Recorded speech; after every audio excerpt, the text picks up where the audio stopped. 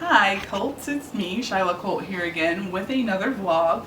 This one I was really excited about. I've been talking to you guys about how you feel about the vlog and what you'd like to see more of, and a lot of it was sort of a little bit about me, a little bit about the writing process. Well, we all know that writing is difficult, especially writing romance, because after you've written it a few times, it's hard to keep coming up with new things and different ways to show romance and dating. But I want to talk about something I think is even harder than writing romance, living romance, romance in real life. Because at the end of the day, right, we're tired, you just put your kids to bed, and you're not really looking to do very much. Date nights are awesome, but hard to come by. But I'm here to talk about taking time out to do some very inexpensive dates that I think have been very fun. Date number one, movie night. Now you can just sit on your couch and watch a movie, but it's not really exciting, right? You have to set the mood, because mood is everything. So you head on down to the dollar store, you get yourself some theater candy, some popcorn, a flick. If you're like most of us, you probably have Netflix or Hulu, so take that off of there, and this is all you're paying for. And I think a night on the couch, snuggled up, with a good atmosphere, is worth under $5, don't you? Have a second date. This is one that I made up for myself, and if you've read my books, you might recognize it. We actually tried it, me and my husband. What do you need? It's soup sampling. Get a couple of interesting soups. We got Southwest style chicken with quinoa and coconut and curry with chicken. Thermos. Blanket.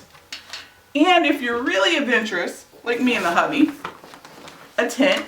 You can pitch it inside, or you can be really, really adventurous and do it outside. Then you have a night under the stars with your honey, good eats, and I mean we all have laptops. You could do a movie, or you could just sit and hang out and talk.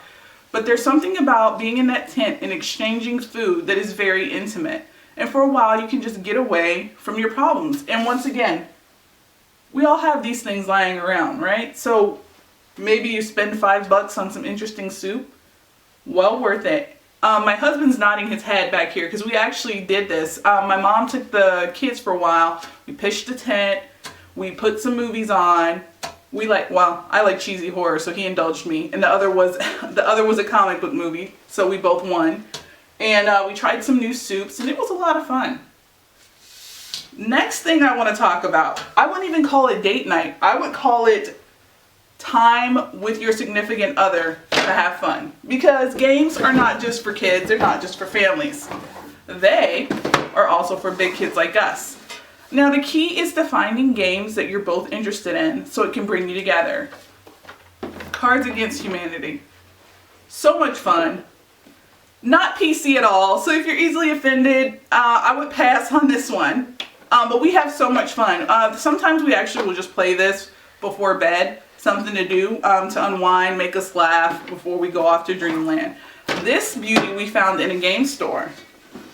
Yes, this is Son of Anarchies, and it's very, very, very fun. It's a lot more fun if you can have more players. But I think that a healthy part of a romantic relationship is also getting together with your peers. So you send your kids to bed, you have your single friends over, or they can also do the overnight thing and their kids can be in bed, and then you guys can stay up and play this. A lot of fun.